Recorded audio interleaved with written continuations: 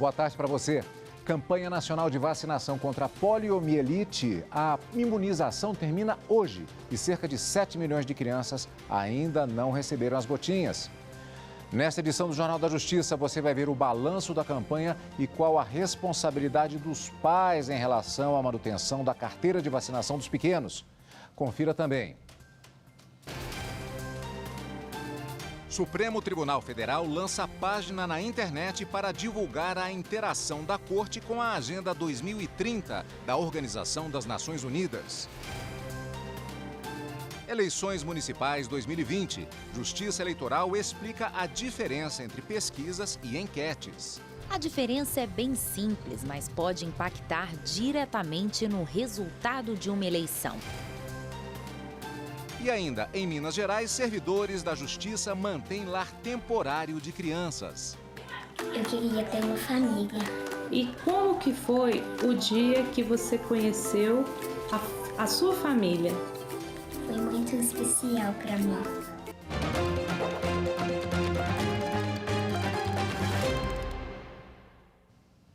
O Supremo Tribunal Federal lançou o hot site para divulgar a interação da Corte com a Agenda 2030 da Organização das Nações Unidas. Quem traz todos os detalhes desta página na internet para a gente é a repórter Evne Araújo, que está ao vivo. Boa tarde, Evne. Conta para a gente como é a apresentação dessa página, o que ela traz. Oi, Cadu, boa tarde. Bom, a página é super intuitiva e fácil de acessar. A gente preparou algumas imagens para você aí de casa ter uma ideia. A gente vai rodar agora. O site, ele tem conteúdo completo que explica o que são os Objetivos de Desenvolvimento Sustentável da ONU e as metas que devem ser cumpridas pelo Poder Judiciário até 2030. Inclusive, é possível acessar quais ações tramitam aqui no Supremo Tribunal Federal ligadas à agenda. Alguns exemplos são decisões que colaboram com a erradicação da pobreza, com a igualdade de gênero e também a redução das desigualdades. Bom, esse hot site fica na página do Supremo Tribunal Federal na internet, que é o stf.jus.br. Cadu. Obrigado pelas informações, Evne. E o plenário do Conselho Nacional de Justiça aprovou em sessão virtual procedimentos para o tratamento de pessoas presas e menores apreendidos que tenham deficiência auditiva ou visual. As medidas vão ser adotadas em audiências de custódia, nas primeiras audiências criminais e nas de apresentação de adolescentes. Entre as novas normas estão a garantia da presença de intérprete e prioridade na tramitação da ação penal ou de apuração de ato infracional. A decisão, segundo os conselheiros, é para garantir o princípio constitucional da igualdade. Superior Tribunal de Justiça anula sentença e garante acesso integral da defesa aos dados colhidos em investigação. A sexta turma do Superior Tribunal de Justiça concedeu habeas corpus para anular os atos de instrução praticados em uma ação penal. Em consequência, foi anulada a sentença que condenou o réu a pena de mais de 22 anos de prisão pelos delitos de extorsão e exploração de prestígio. De acordo com o processo, durante a investigação foram decretadas diversas providências, como buscas e apreensões, sequestros de bens, quebra de sigilos, entre outras medidas. No âmbito da ação penal, o investigado foi citado para apresentar a resposta à acusação, mas a defesa alegou que não teve acesso às provas e solicitou a devolução do prazo. O pedido foi negado pelo juiz de primeira instância e a decisão mantida pelo Tribunal de Justiça de São Paulo. Para o TJ, a defesa teve acesso aos elementos que embasaram a denúncia, uma vez que o Ministério Público teria juntado aos autos os relatórios de buscas e apreensões e os conteúdos de informações bancárias e fiscais. Mas a defesa apresentou um novo pedido de habeas corpus dirigido ao STJ. Argumentou que não foram juntados aos autos os resultados concretos das medidas cautelares, como as mídias com as conversas telefônicas interceptadas, entre outros, de forma que não seria suficiente para exercer a ampla defesa e o contraditório. A ministra Laurita Vaz, relatora do caso, destacou que, durante a instrução criminal, não é lícito que o juiz indefira o acesso da defesa à íntegra dos elementos de informação colhidos na fase investigatória. Dessa forma, para atendimento da súmula 14 do Supremo Tribunal Federal, que assegura o direito do defensor de ter acesso aos elementos de prova, o colegiado concedeu o habeas corpus.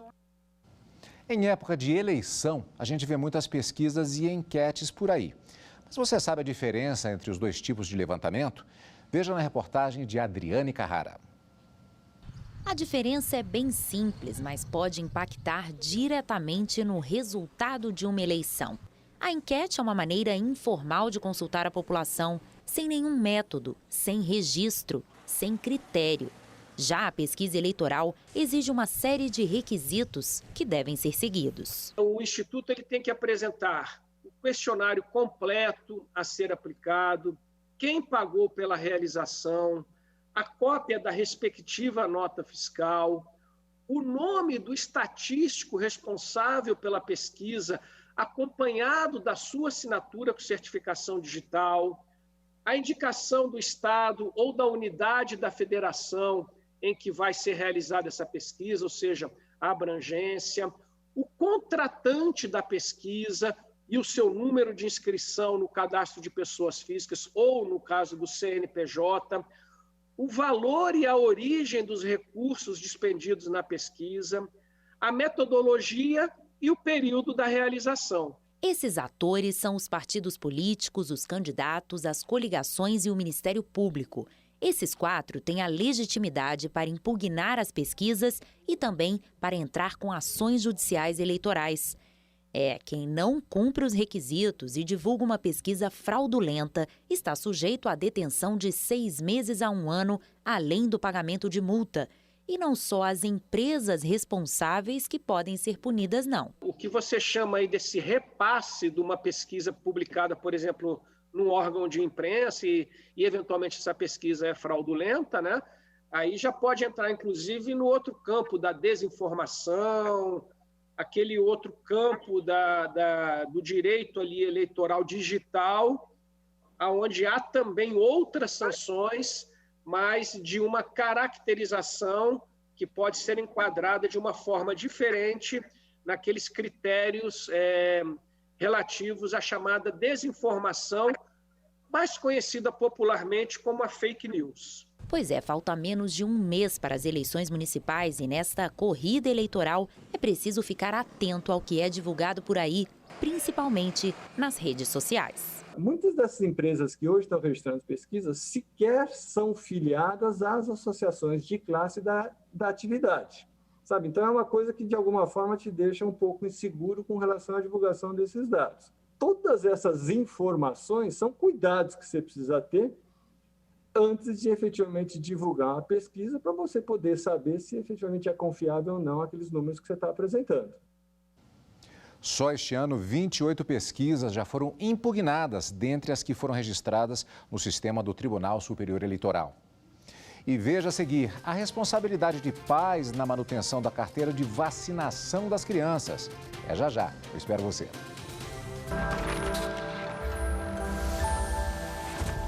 Uma Constituição que traz no seu texto valores tão importantes construídos durante a história da civilização é uma Constituição que temos que defender sempre, nos unirmos na sua defesa, especialmente nos momentos de dificuldade como este que estamos vivendo e provavelmente viveremos assim que a pandemia acabar.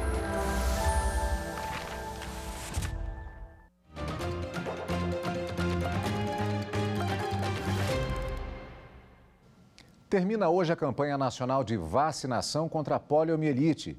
E segundo o Ministério da Saúde, apenas 35% do público-alvo foi atingido. 7 milhões de crianças de até 5 anos de idade ainda precisam ser imunizadas. Pais e responsáveis que não mantiverem a carteira de vacinação dos menores em dia podem ser punidos. Carteira de vacinação na mão, sorrisão no rosto e uma certeza. Aqui tem criança imunizada. Na hora de tomar a gotinha, a dupla não gostou muito do sabor, mas elas estão protegidas da paralisia infantil. A campanha nacional de vacinação contra a polio está sendo realizada desde o dia 5 de outubro. Até agora, 4.900.000 meninos e meninas já tomaram a vacina. O número, no entanto, está longe da meta. O Ministério da Saúde esperava atingir 11,5 milhões de pequenos. Como o GG e a Gabi. Os irmãos foram ao posto de saúde tomar a gotinha e atualizar o cartão de vacina. Não foi fácil convencer a meninada de que a picadinha era importante, mas no final deu tudo certo. Saúde e cidadania caminharam juntos nessa família. Eu sempre acompanho as vacinas, as campanhas de vacinação que o governo faz. Infelizmente, a gente tem visto na mídia que a vacina da poliomielite, a adesão está sendo muito baixa, o que é uma pena, né? Então, por isso eu estou aqui enfrentando uma fila enorme para garantir a saúde dos meus 2 filhos. A maior cobertura da campanha ocorreu no Amapá e na Paraíba, e a menor em Rondônia. Até o momento, apenas 232 municípios atingiram a meta de 95% de crianças imunizadas. A recomendação aos estados que não atingirem a meta é continuar a vacinação de rotina oferecida durante todo o ano nos mais de 40 mil postos de saúde do país. Vale lembrar que o Estatuto da Criança e do Adolescente reforça a responsabilidade familiar para manter a caderneta em dia. O ECA prevê multa de até 20 salários mínimos aos pais ou responsáveis que descumprirem a lei. Por fim, podemos destacar o nosso Código Penal, que contempla, no seu artigo 268, a previsão de que infringir determinação do poder público destinada a impedir a introdução ou propagação de doença contagiosa também é um ilícito penal. Na casa da Verônica, o cartão de vacinação é tão importante que ganhou decoração personalizada. As meninas estão com tudo em dia. A conversa entre mãe e filhas tem funcionado bem. Vocês gostam de tomar vacina? Não, mas como a mamãe sempre diz, é só uma picadinha e passa super rápido. E eu acho importante continuar essa vacinação, né? Melhor prevenir do que remediar. E a gente continua neste importante assunto, agora conversando ao vivo com o epidemiologista e superintendente de Vigilância em Saúde de Goiânia, Dr. Ives Mauro, a quem, antes de mais nada, eu agradeço a presença aqui no Jornal da Justiça. Doutor, eu sou da época em que a vacina da poliomielite fazia parte da vida e nesse meio tempo houve a erradicação. Parece que as pessoas não estão com uma compreensão muito clara a respeito da importância que continua, a campanha continua tendo a mesma importância que sempre teve. Boa tarde, Cadu. É um prazer estar com vocês aqui. Sim, a campanha de vacinação ela é uma estratégia a mais que o Ministério da Saúde tem desenvolvido para tentar aumentar as taxas de cobertura vacinal. A campanha da polio é uma campanha muito importante porque nos 2 últimos anos foram identificados casos de poliomielite na Venezuela. Então, o risco de uma reintrodução do vírus no Brasil é muito grande. E se não tivermos taxas de coberturas acima de 90% ou 95%, nós podemos sim ter a reintrodução do vírus aqui no país. Quando falamos da poliomielite, pensamos, claro, nas crianças, mas que têm as carteiras de vacinação, mas os adultos também têm de manter essa carteira em dia. Sim, nós estamos no momento também de ampliação de vacinação para sarampo, da população de 20 até 49 anos, justamente para tentar impedir o avanço da doença aqui no país, que ela retornou para o Brasil em 2018 também. Então, tanto população adulta, até idosos também tem que fazer vacinação de hepatite B. Existe uma vacina que é a Pneumo 23, que é para prevenção de pneumonias em população idosa, também tem que ser feita de acordo com o critério de cada indivíduo. Então, é importante que as pessoas procurem as unidades de saúde, verifiquem o seu cartão vacinal e, se necessário, fazer uma atualização. Doutor, estamos falando em imunização em massa em relação a essas vacinas tradicionais, ou seja, não é apenas uma questão individual. É importante que haja essa adesão para que haja esse processo de imunização, então. Isso, adesão em massa significa você fazer o que a gente está falando bastante nesse momento da imunidade ou proteção ao rebanho. Quando eu vacino mais de 90%, 95% das pessoas, aquele vírus ou aquela bactéria que a vacina foi direcionada, ela tem uma chance muito baixa de circulação. E caso chegue algum paciente, alguma pessoa que tenha aquela doença, a chance de causar um surto, uma epidemia, ela é muito baixa. Então, essa vacinação em massa, ela é importante para proteger o indivíduo, também para proteger a população. Doutor, estamos falando muito todos os dias, durante todo esse ano de 2020, a respeito da Covid-19. Mas acontece que isso parece que criou uma falta de perspectiva real em relação a outros vírus que estão circulando. A dengue, por exemplo, está sofrendo, pelo que nós apuramos, um processo de subnotificação. É importante essa atenção. Isso. A dengue, você citou muito bem, porque ela tem alguns sintomas semelhantes à Covid, né? Febre, mal-estar. E como a sensibilidade dos médicos hoje em identificar a Covid está muito grande, então acaba que existe essa subnotificação da dengue, como também outras doenças virais que podem causar sintomas semelhantes.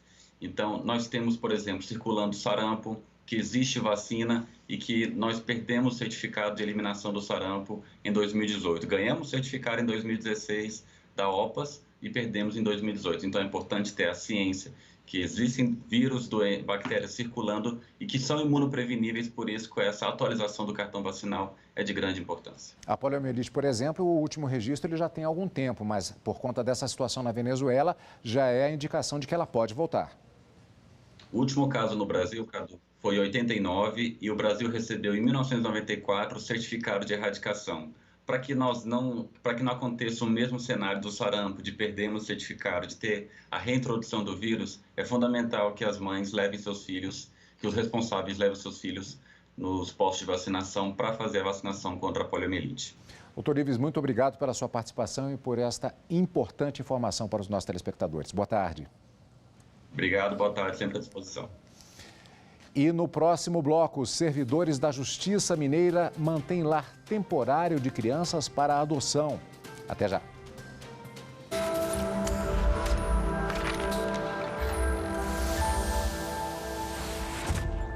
Nós comemoramos os 32 anos da nossa Constituição Cidadã, da Constituição da República de 1988. Foram muitos avanços com a nova ordem constitucional, o direito à igualdade, o direito à igualdade da mulher. Nós todos amadurecemos muito como país, como povo.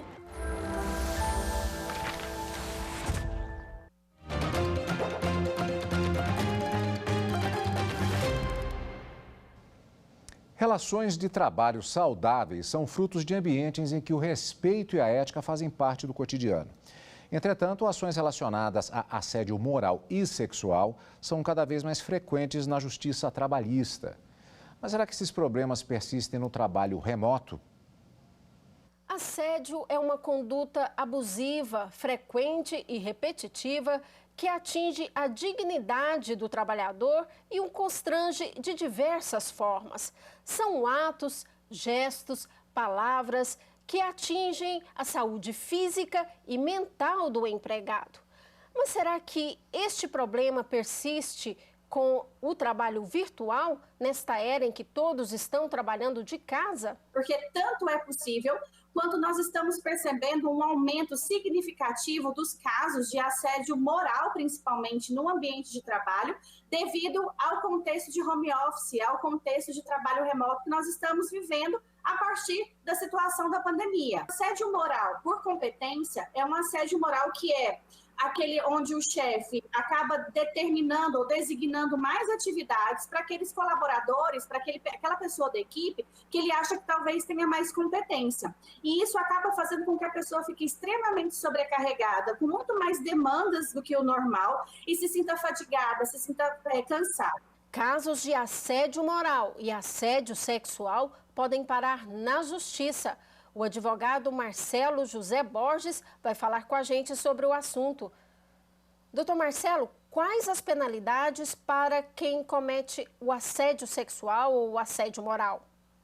Olha, as penalidades, elas vão desde o pagamento em pecúnia, que se diz o dano moral causado, e diga-se também que esse dano ele pode ser pago tanto pelo agressor como pelo empregador.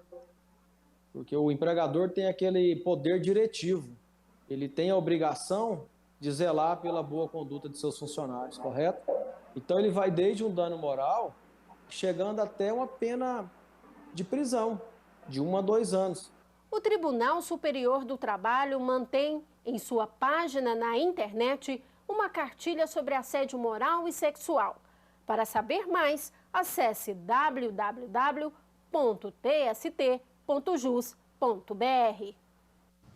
Com a pandemia, muita gente passou a trabalhar de forma remota em casa.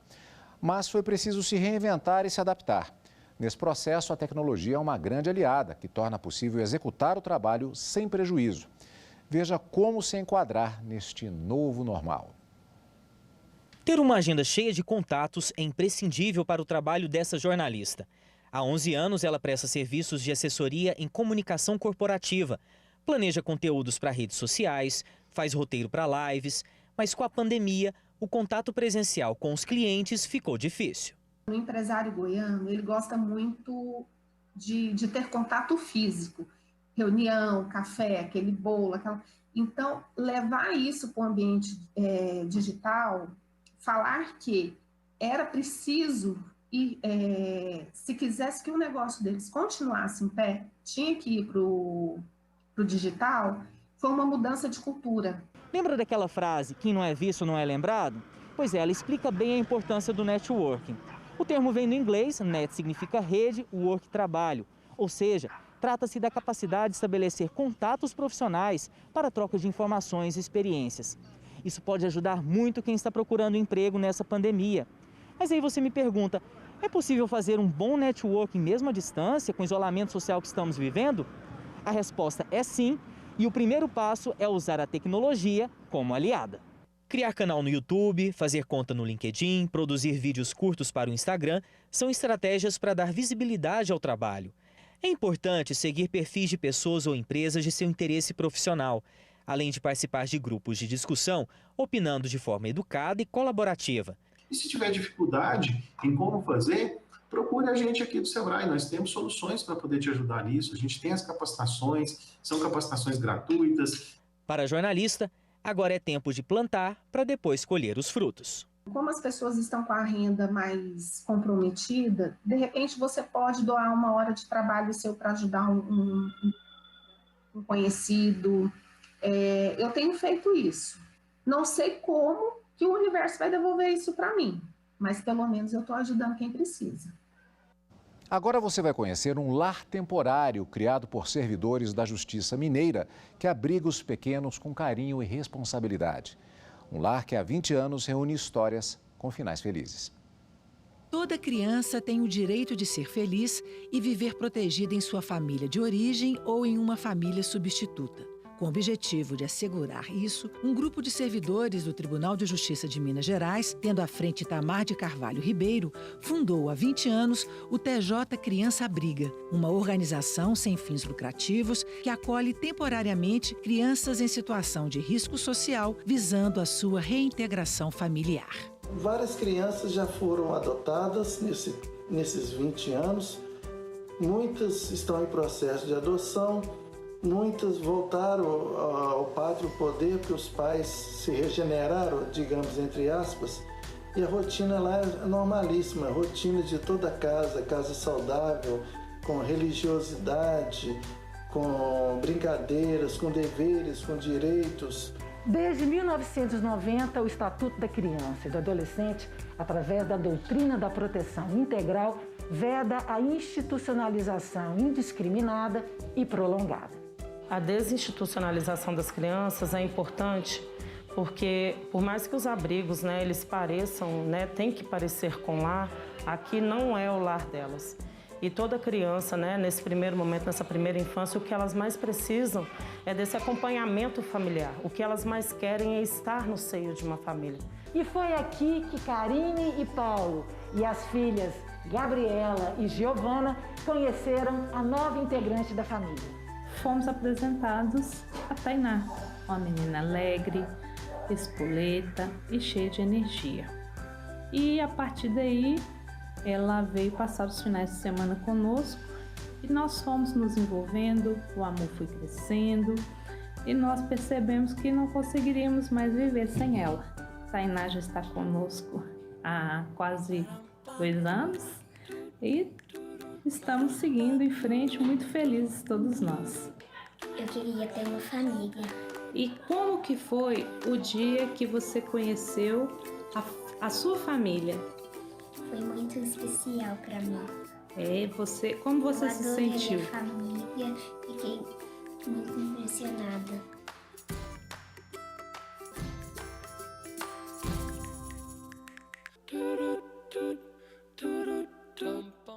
Olha, para você ajudar e ter mais informações sobre o projeto, é só enviar um e-mail para, anote aí, eu vou falar 2 vezes, que é um pouquinho grande, tjcriança@tjcriançaabriga.org.br. Atenção, o criança, nos 2 casos, é sem o cedilha. Eu vou repetir, tjcriança ou crianca, @tjcriançaabriga.org.br. O projeto precisa de doações e de voluntários. E essa edição do Jornal da Justiça fica por aqui. Muito obrigado pela sua companhia. Um excelente final de semana para você. Tchau!